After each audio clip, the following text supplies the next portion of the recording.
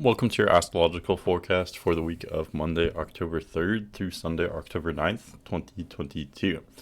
This week continues some trends that I was already noticing before. We are kind of gradually heating up in intensity.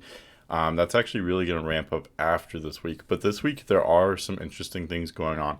Um, so, a lot of what this week is affected by actually goes back to two events that just occurred the day before the period that this forecast will cover. So October 2nd, we had a first quarter moon, so we're still going to be feeling the effects of that as we start out this week. And maybe more importantly, on October 2nd as well, we also had Mercury station direct. So this week of October 3rd through 9th, Mercury is still, it's barely stationed direct, so it's going to be slowly starting to gain momentum going forward. And again, it's in its post shadow, so we're still dealing with the same themes that we were dealing with during the Mercury retrograde. It's just much more linear now. We're going to be making, forward moving progress, moving more in a more familiarly linear kind of way, kind of wrapping up those themes and moving on. So this is the easiest part of the Mercury retrograde now that it's over. But again, this is a gradual process. We have to kind of work up to it and gain that momentum again this week. This week there are some interesting things going on though. So we have Pluto turning direct this week. I'll talk a lot more about what that means. Pluto is the farthest outer planet that we're currently aware of in our solar system. So its themes that it deals with are very abstract and kind of global in nature. So Pluto turning direct does mean a lot for our kind of society and for the world. Speaking of all that, we also have an outer planet aspect, which I think this is something that a lot of people may not really understand or know about, but it's definitely a big deal. So Saturn will be squaring Uranus this week. The reason why that's a big deal is because outer planets rarely aspect each other. They're so slow moving. It's very rare. And because outer planets again have to do with society and where we're moving kind of on a historical level or a global level, a societal level, because outer planets have to do with all that, when they aspect each other, it's a big deal. It points to, maybe moving into a new phase of history or potential kind of global events going on that may change things. So Saturn squaring Uranus, I will talk more about later once I get to that day in the forecast. But in general, it does kind of indicate that we're moving into a new chapter on a world scale. So that's where I say, it's really starting to get interesting. Things are starting to gradually heat up. And then lastly, we do have a full moon this week as well, an Aries full moon. So this is one of the more exciting, lively full moons. It's a fire full moon, Aries full moon. And if you just want to hear my interpretation on that, you can, always look to the timestamps. I always put timestamps in for these weekly forecasts. So if you're interested in a particular day, like the full moon, for example, you can just go down there into the description and then go to whichever day you would like to hear about. But with all that being said, let's get into the day by day of this forecast. So we start out Monday, October 3rd. And again, just like I said in the intro, especially as we start out this week, it's not even about necessarily what's happening on Monday that is affecting Monday. It's mostly what just happened the day before. We're still coming off of that first quarter moon, so we're still kind of restless and anxious on Monday.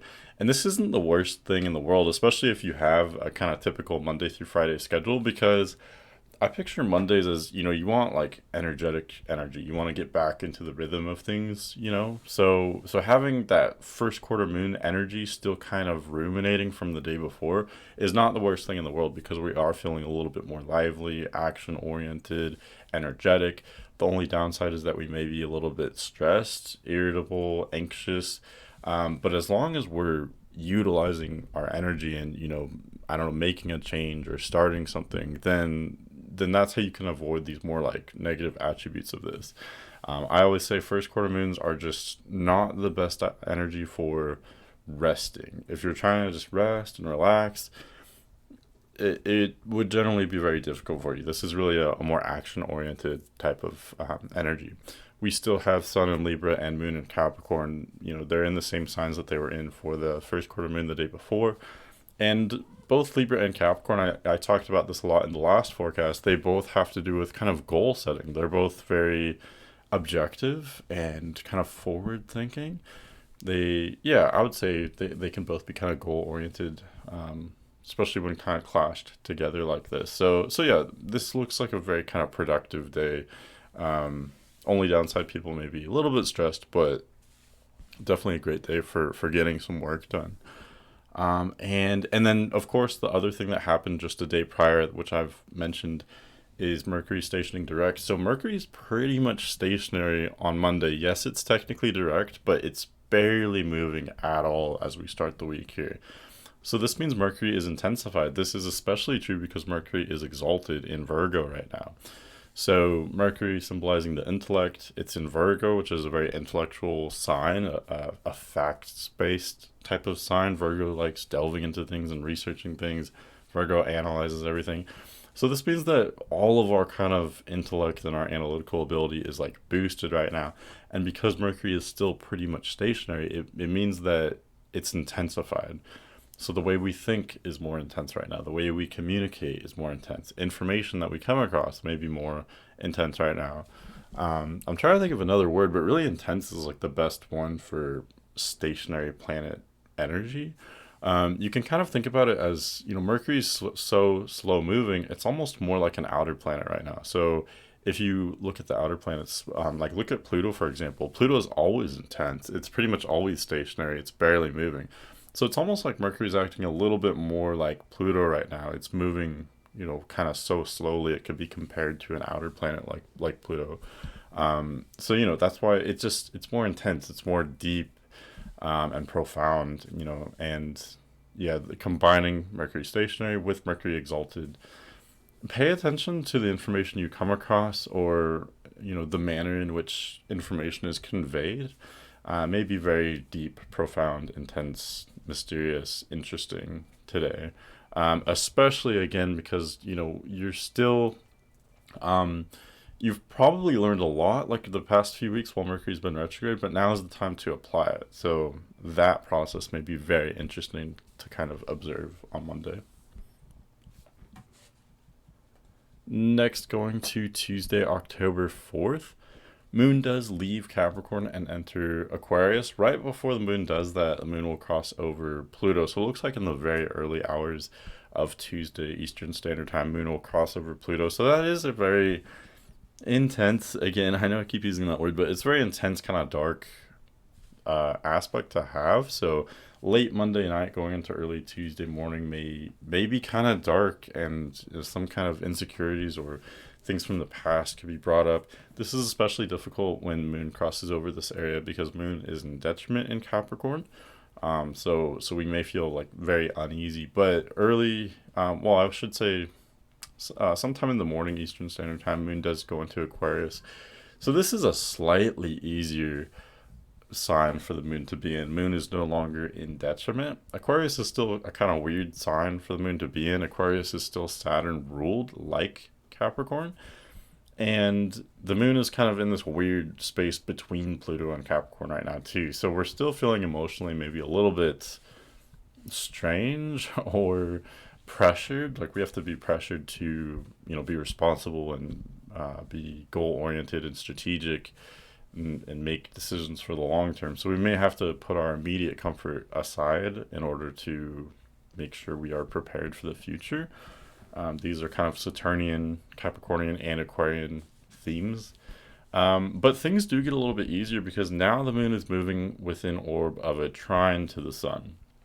So the aspect that the moon is about to make to the sun is a lot easier. Moon is in an air sign now. Sun is in an air sign. So there's a lot of air energy, a lot of intellectual energy in general with, I think all the inner planets are in intellectual signs or human ruled signs. Sun and Venus in Libra, moon in Aquarius, Mars in Gemini, and Mercury in Virgo. So they're all in air signs or Virgo. So these are the more like cerebral, intellectual signs. So we may all be kind of more conversational and more, I don't know, deep thinking or tackling deeper subjects. Air signs like to gossip too, though. They like kind of they like deep information, but they also enjoy shallow information, really any and all information. So we may be just very what's the word? Very like entertained by delivering and accessing information of all kinds today.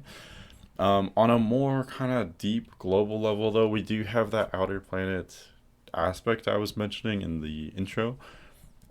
So technically, I believe it's Saturn that actually starts this aspect. I'm forget I'm spacing the word I was looking for, but anyway, so Saturn initiates this square to Uranus. Saturn at 18 degrees Aquarius, Uranus at 18 degrees Taurus. It's kind of interesting because both of them are actually retrograde right now. So this is an aspect that already actually occurred, and it will occur a third and final time later once they are both direct.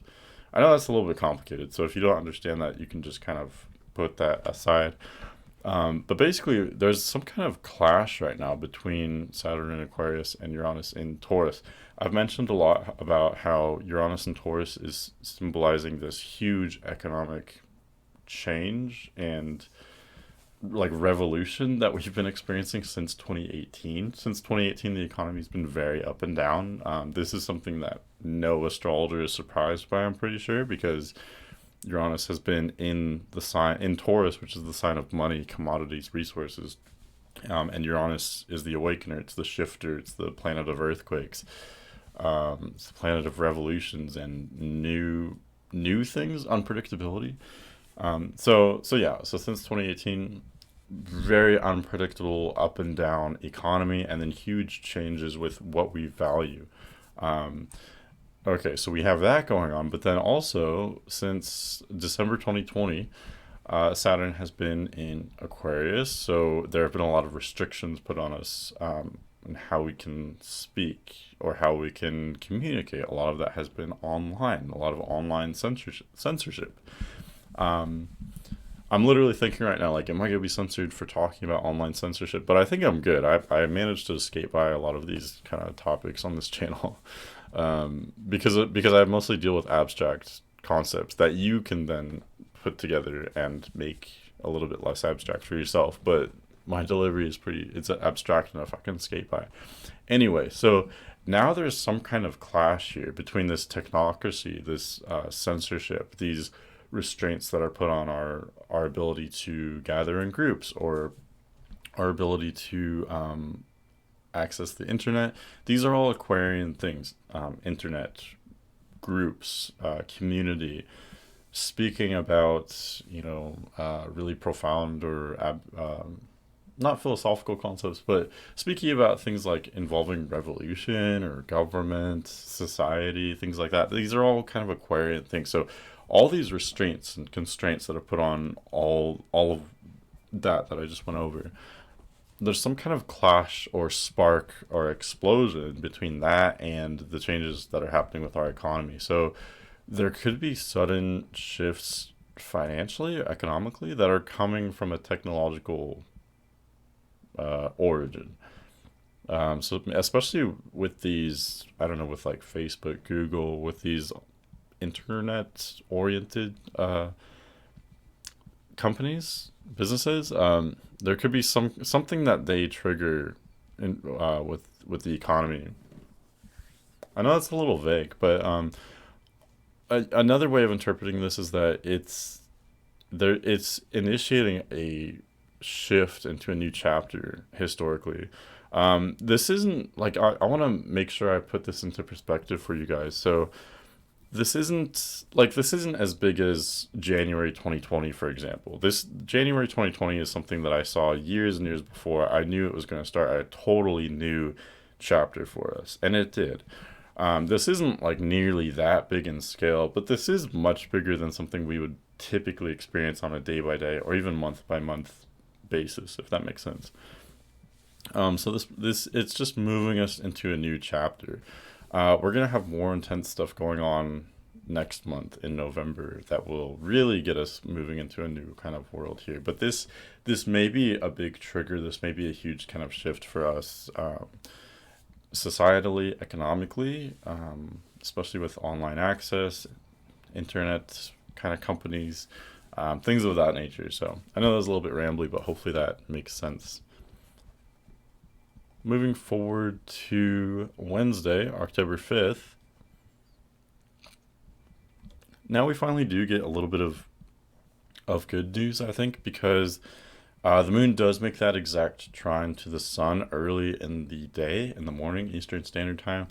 Sun will be at 12 degrees Libra today, and then moon will quickly pass through over 12 degrees Aquarius, and then it's within orb of that trine really all day. So, yes, the moon is in kind of a weird place, and yes, moon will cross over Saturn. All of that typically can make us a little bit uncomfortable, especially if you're not used to that type of energy. If you have a lot of like water and fire in your chart, you're more passionate, you're more emotional. So these energies are very like detached and very cerebral. So this can be discomforting on an emotional level for even for all of us, because moon in Aquarius, it's just kind of I don't know, it's moon is sort of out of place there. Aquarius is such an objective, detached sign, and moon represents how we are emotionally. So it's like the themes just don't really match up. So this can make us a little bit uncomfortable because, again, Aquarius is such a forward-thinking, future-oriented sign, and moon represents how we feel in the moment. Typically, we want to, comfort ourselves in the moment. But when moon is in Aquarius, we can't really do that. We have to be more future thinking, if that makes sense, or more holistic, and think about something larger than ourselves. Think about other people. Think about future consequences, things of that nature. So this can be a little bit discomforting, but again, this trine is really, really nice. I think everyone will have a lot of fun, maybe being very social, very talkative. Air signs are known for all of that. They're very interested in people and talking to people, talking about people. And like I said, there's this huge scale between, I don't know why I can't think of words today, but there's this huge difference that, air signs love the shallow, super crude jokes or just shallow gossip. Air signs love that a lot of the time, but they also love really deep, profound information as well. They're kind of gluttons for information. That's why they can be such talkers. Air signs can be very quiet too, but it's getting beside the point. So today, on a day like this where Sun, Venus, Moon, Mars, and Saturn are all in air signs, this is more of an airy kind of energy. We're exploring our more cerebral, more talkative side, more inquisitive side. Air signs want to learn. They're curious. Okay, so yeah, that's the main thing that's going on Wednesday. I think I actually covered it, so I'm going to move on here. Thursday, October 6th. Right around noon, moon leaves Aquarius and enters Pisces. Looks like just before noon Eastern Standard Time. So I actually kind of love this. This is a really interesting mix. Sun is of course still in Libra. Moon is no longer trining the sun, so we don't have that, really harmonious, strong energy that we had for the last 2 days. But moon in Pisces is a more comfortable sign. Pisces is a sign that deals with intuition and emotion and spirituality, and the moon kind of it represents a lot of these same themes as well. Moon is at home in Cancer, which is a very similar sign to Pisces. Both are water. So I've always thought of Pisces as a very fitting sign for the moon. We can be a little bit dreamy, or Pisces is it's also a more kind of effeminate sign, and moon is feminine in nature. So there's just this connection there. Moon is I almost want to say it's at home in Pisces, but that's really not correct. But I think it's, very close in nature. So, combining that theme with Sun in Libra, both Libra and Pisces can actually be very spiritual and very detached. Because Libra is the first sign that is, I think, extremely self-aware, maybe even more than Gemini or Virgo. It's self-aware because it can really just detach and observe itself. And when you do that, I think that is a gateway to spirituality, because Libra energies, if you view the situation separate from yourself, then it's almost like you are a spirit in nature. You almost are engaging in something beyond yourself, something non-physical in nature. So when you combine that with Moon and Pisces, this is a potentially very great day for spirituality. let's see. And these are more soft energies, especially when combined to each other, more feminine in nature. Yes, Libra is a yang sign. It's technically masculine, but it's ruled by Venus, so Libra can kind of go either way. Libra is a softer energy. It's the beginning of fall. So this is one of the most beautiful times of the year in many latitudes, where you get those kind of beautiful colors going on. So this is it's kind of like an artistic energy here on Thursday. Very kind of more relaxed in nature. I think the rest of the beginning of this week was a little more harsh, a little bit more dry, and even when we had that trine on Wednesday between the sun and the moon was still in kind of a weird place. So it's been kind of a mixed bag for the beginning of this week, but I think things kind of get a little bit softer on Thursday. We do technically have one aspect, so that would be Mercury at 26 degrees Virgo, trining Pluto at 26 degrees Capricorn. This is something that technically happens on Thursday, but Mercury has been within orb of the trine to Pluto the entire time it was stationary, and even just before Mercury turned direct. So in other words, Mercury's barely been moving the last week or so, and this whole time Mercury's been really close to trining Pluto, but it technically makes the exact aspect today on Thursday.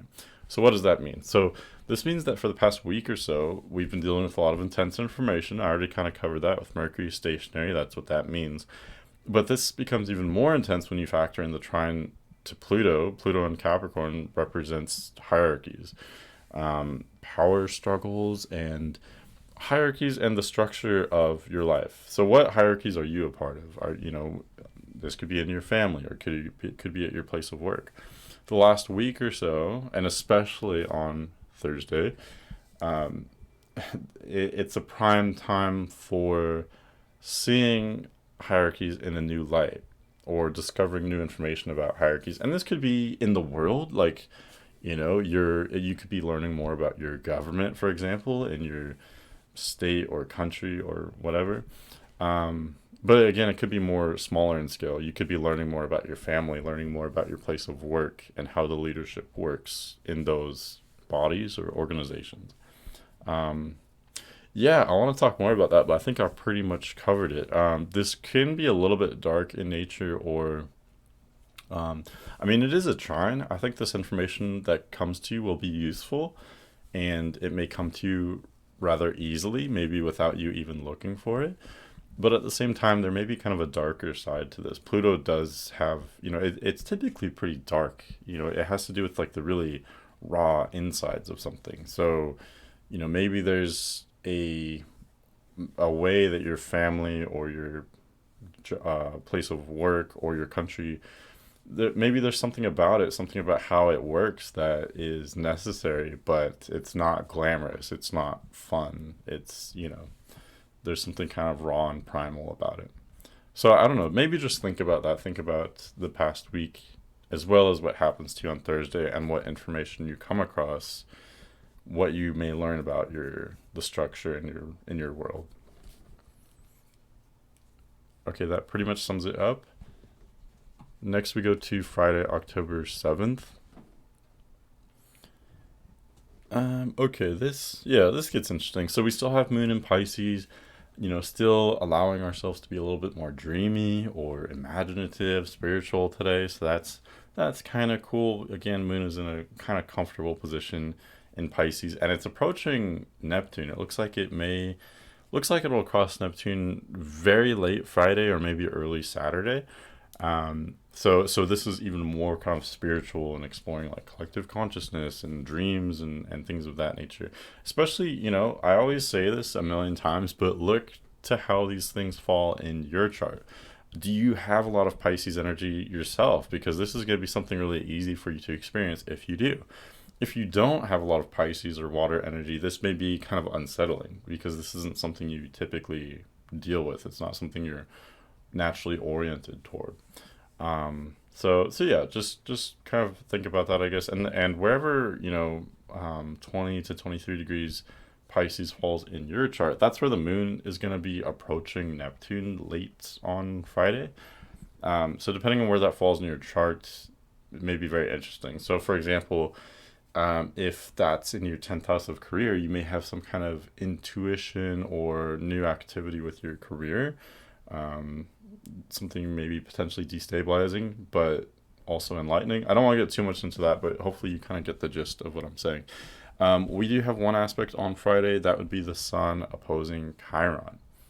This is so interesting. I always feel so weird approaching Chiron aspects because Chiron is so weird.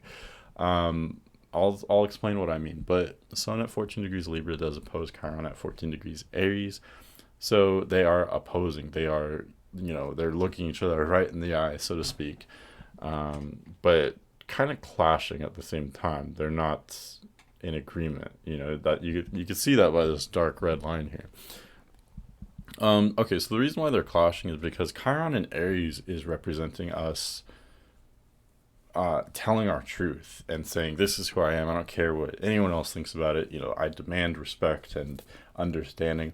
And there's a lot to unpack even there. I don't want to get too much into that, but Chiron has been in Aries since 2018. So, if you paid attention to the earlier part of this forecast, you may think, oh, that's interesting. Chiron has been in Aries since 2018. Uranus has been in Taurus since 2018. So the same period since 2018 that we've had all these economic ups and downs is also the same period that everyone has been offended and like triggered, because Chiron has been in Aries. So it's dredging up those insecurities, I don't know, past things in your life. And again, it's this attitude of, this is who I am. This is my truth. I don't care if I don't care what you think, this is who I am. So, I mean, obviously the benefit of that is like, yeah, there could be maybe a lot of greater understanding and yeah, you shouldn't be ashamed of your past and your triggers and all that. That's great. It's great for people to be so transparent. But the downside is that this has been destructive as well, and it doesn't always result in greater empathy and understanding. Sometimes it can actually do the opposite. Anyway, so all that is going on, and then now the Sun this month, this day on Friday, steps into opposition. So Sun in Libra is very different. Sun in Libra is all about, compromise and mutual understanding. How can we respect other people, but also, stay truthful to who we are ourselves? So, it's all about diplomacy and relationships. So these are completely opposite things. One is about diplomacy and compromise. The other one is about ruthlessly saying, this is who I am. I don't care what you think about it. So this can be good, combining these energies. Sun in Libra, I think, is almost exactly what Chiron in Aries needs to balance it a little bit.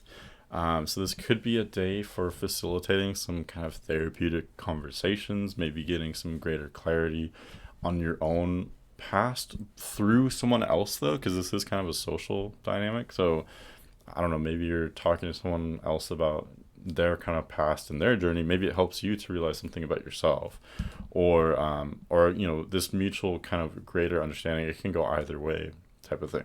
So this could facilitate some really great kind of deep emotional conversations. Maybe you'll learn something about yourself. Maybe you can learn something about someone else, their past, their trauma. On the other hand, Sun in Libra could ignite or trigger Chiron in Aries and kind of rile people up. Because again, this brings up a lot of touchy, sensitive subjects. So sometimes you can have those really awesome, therapeutic conversations, and sometimes it can be much more destructive. This not only happens on a one-to-one. This not only happens with like individual interactions and one-on-one relationships. This also happens between like governments and groups of people, like demographics. So there have been a lot of protests since 2018, since Chiron has been in Aries. So this could not only apply to one-on-one interactions, but also like how do the people, quote unquote, interact with their respective governments. So this could trigger some protests. This could trigger some really beautiful, maybe reactions that mitigate the protests, but it could also result in the opposite, in protests just being really destructive and not really having a clear solution or end. So a lot of fun stuff there. And I wanted to touch on one other thing. What was it? Well, I guess I should just mention we're not on the day of the full moon yet. That happens later this week on Sunday. But this Sun Chiron opposition happens very close to where the full moon will be. So something that happens on Friday may kind of trigger something else to happen on Sunday. I know that sounds super vague. So in other words, like um, there may be some kind of big event, whether it be in your life or in the world or both, that happens on Friday that it's like a 1-2 punch. Like Friday and then Sunday are connected. They're two things are happening that are really part of one kind of greater thing. And it has to do with everything I just talked about with these, I don't know, with ruthlessly saying who you are and but maybe also having to consider whoever you're talking to, whoever you're demanding that respect and understanding from, they have a story too. I think that's what Chiron and Aries, that's what we may not realize during Chiron and Aries. You know, Aries is self-focused, so we may be a little bit too self-focused. So I think it's nice having Sun in Libra to balance this a little bit. We may learn something. Saturday, October 8th, Moon leaves Pisces and enters Aries. Looks like pretty much right at just before noon Eastern Standard Time. So now Moon is leaving this kind of sleepy, dreamy sign of Pisces, this intuitive sign, spiritual sign of Pisces, and entering Aries, where it's much more rambunctious, much more energetic. This is kind of a new beginning in a way. Aries is always a new beginning, typically. So yeah, this is really fiery, and this is especially intense because now we're stepping into proximity to the full moon. If you see the moon on this day or night or whatever, moon is going to be pretty much full in the sky. It's going to look very full. And let's see what else here. We don't technically have the full moon on Saturday, but it's close now. Moon is within the sign that it will oppose the sun in. In other words, it'll be full in. A full moon is just a moon sun opposition, basically. So moon is very close. Moon does cross over Jupiter just after noon Eastern Standard Time. So this is even more kind of wild, adventurous, optimistic energy. This is just, I don't know, there's some kind of like really spirited energy, really just what's the word? Just following your immediate desires or your will, your whims, they call them, like whatever you feel in the moment. So this is like such an impulsive energy. So this could be really great for maybe starting something new. Typically full moons are about culmination, so there's a lot of that as well. And this is also another aspect that people are just generally more energetic for. So you can especially see this in children and animals. They already have so much energy as it is, and then you bring in something like this and you can see that even more with this kind of fiery full moon starting to form here. So yeah, everyone's a little bit more intense, more energetic. This does look like a party energy, and it happens to be on a Saturday going into a Sunday. So if you have some kind of gathering or party on Saturday, it looks like it'll be wild. It looks like a good day for it though, honestly, because the Libra Aries axis is great for socializing or partying. Because again, you have that, really strong, fiery expressiveness with Aries. Aries also loves like action and, events and engaging with the physical world, engaging, in that type of thing.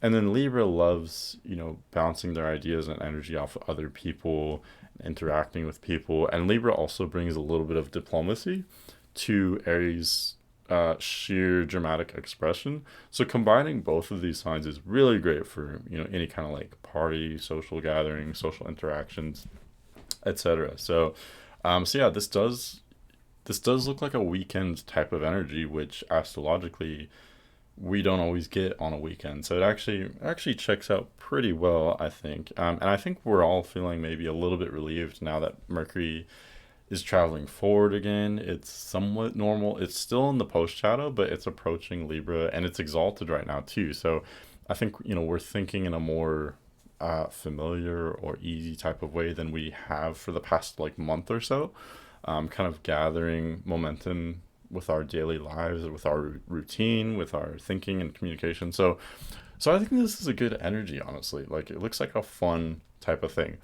On another note, Pluto turns direct. I shouldn't laugh, but Pluto turns retrograde at 26 degrees Capricorn. It's really interesting that Mercury stationed direct at almost the same degree that Pluto was about to station retrograde.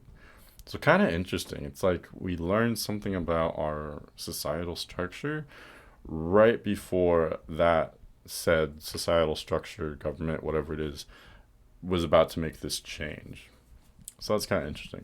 So Pluto turning direct, or excuse me, yeah, Pluto turning direct at I said that wrong. I said what did I say? I said Pluto was about to turn retrograde. They both were turning direct almost at the same time. That's what I meant to say. Both Pluto and Mercury. So I'm sorry. I don't know whatever I just said.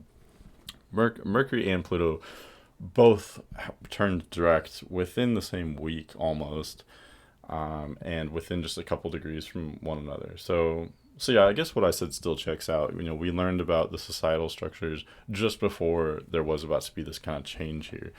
So Pluto turning direct means more activity on a societal or global level. So this is where I say, if you thought the last several months, I shouldn't say several, if you thought the last few months were intense, just wait until November.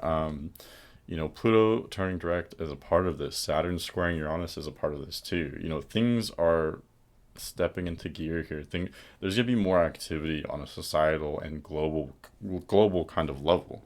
With Pluto retrograde for the last several months, this indicated, maybe there was stuff going on in the world with the governments, but a lot of it was behind the scenes. So now that Pluto's turning direct, now is where you actually see what's been going on, or at least some of it. That's where a lot of this activity trickles down a lot more so. Also, something really kind of interesting and I think exciting that I mentioned in the last forecast is that Pluto will not go retrograde again until it's in Aquarius. In other words, now that Pluto's direct, it is going to make a straight line, going to keep on trucking and going forward until it moves into Aquarius next March. And the next time it goes retrograde, it will be in Aquarius, and it will actually come back to Capricorn next year for a little bit before it later goes direct and enters Aquarius for a final time.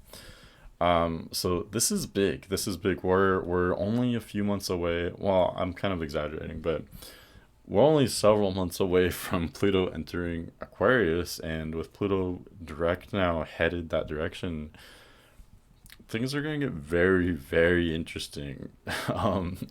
And this is just something that continues, as we get deeper into this decade, into the 2020s. The outer planets get more and more situated into more active signs, and really, because of that, they form some really interesting aspects to one another. But I'm getting ahead of myself though. So Pluto turning direct in Capricorn, it does mean, as a society, as a globe, we're moving forward. We're moving more. We're about to move more linearly into uncharted territory. We're also wrapping up the themes of Pluto and Capricorn. So Pluto's been in Capricorn since 2008. During that time, we've had this destruction of the, I don't want to say authority, I think destruction in the belief of government in society. Imagine, where were you at in 2008? Especially, how did you view the world? How did you view your government? How did you view, the systems, the structure of our society? I think we've all learned so much about, the corruption and the lies and how things actually work, how the economy actually works. I think we've all learned a lot about all of that since 2008. So this is typical with Pluto. Wherever it's in, there's typically a sort of destruction, especially a destruction of whatever is not truthful or just. We saw that between 1995 and 2008, when Pluto was in Sagittarius, there was a destruction of religion, especially the Catholic Church. There's also a lot of exposing of information that was kept secret before. Before that, in the late 80s and early 90s, with Pluto and Scorpio, you had the AIDS epidemic with, sexually transmitted diseases, or allegedly. And anyway, before that, with Pluto and Libra, we had the, sudden divorce spike. Libra represents marriage and relationships. Pluto is kind of destruction of whatever's not truthful or just. So, we found out a lot of people weren't happy in their marriages. So these are darker themes for sure. But Pluto is in a Capricorn. I keep getting sidetracked in these like deeper talks here, but Pluto's still in Capricorn, so we're still dealing with these final themes of learning how things really work in the world. Learning about the structure, learning about our governments, learning about the economy. And when I say learning, I don't just mean like researching these types of things, although that could be part of it too. I think it's just been our experience that's taught us a lot about this, though. Your experience with, how the economy's been since 2008, and your experience with like politics, all of these have kind of shown us a lot. So we are still learning a little bit more about this. This could be very interesting because the final degrees of each sign are a little bit more intense. So we may have a little bit more really intense information to come across and experiences to be had revolving around, systemic structures and society, things of that nature. But coming in March, Pluto's going to move into Aquarius. So now the themes of, figuring out truth and maybe having that be through destruction, that will happen technologically and also societally. So, we'll find out more truth about technology. Technology could also become less reliable or destroyed in some way. I don't want to be I'm spacing all these words. I don't want to be like a doomsday sayer, but, Pluto is darker though. So it's going to show us a kind of darker side of technology and groups, how we affiliate with groups in society. So anyway, a lot going on there, but as of Saturday though, this is just the beginning of moving into a more kind of intense direction globally or societally. Okay, Sunday, October 9th is the day of the full moon. So it looks like the moon is exactly opposing the sun. In other words, the moon is totally full just after noon Eastern Standard Time. Moon will be at 16 degrees Aries, and then sun will be at 16 degrees Libra all day. So again, like I said, this full moon is very close to Chiron. That's the major aspect I would pay attention to. The full moon is, only about 2 degrees away from Chiron. Sun is still with an orb of opposing Chiron. And that's really the main aspect that I see. Excuse me. Yeah, that's really the main aspect. So remember what I said on Friday. Whatever happened on Friday, we're not done with that yet. It's coming back on Sunday, maybe in a more profound and kind of explosive kind of way. Gosh, honestly, it's too bad. I don't want to say it's too bad because, we're supposed to make use of astrology, and, even if it's something kind of challenging, there's usually something good we can make of it, and I like to maintain that mentality. But another part of me just says it's too bad Chiron's here because this would be such a beautiful full moon.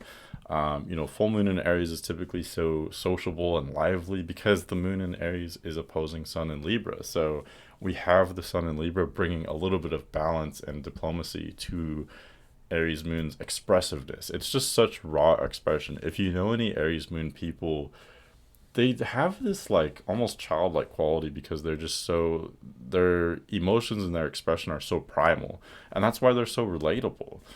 They can be extremely charismatic. So this is the energy that we're dealing with, that we're all kind of experiencing a little bit of. Moon in Aries it promotes or provokes all of us to be a little bit impulsive and more expressive, more fun-loving, more impulsive, more dramatic. So this is really exciting. I know not everyone would enjoy that energy, but again, it is balanced and opposed by Sun in Libra, which is more refined, a little bit more detached, bringing in some balance. So that's why I say this is a really great energy for socializing, for parties. You have the raw expression of Moon in Aries, but also the diplomacy of Sun in Libra. This is perfect for having some really engaging conversations, social interactions, parties. So maybe you had a good I don't know, maybe you had a nice night out Saturday night. I don't know if you're into that type of thing, but that I would definitely recommend it. If you're on the fence, like, oh, should I go to this thing Saturday night or not? I would say go to it. I mean, obviously, use your own judgment. I don't know what you're doing in your life, but yeah, this looks like a good day for being active, doing something.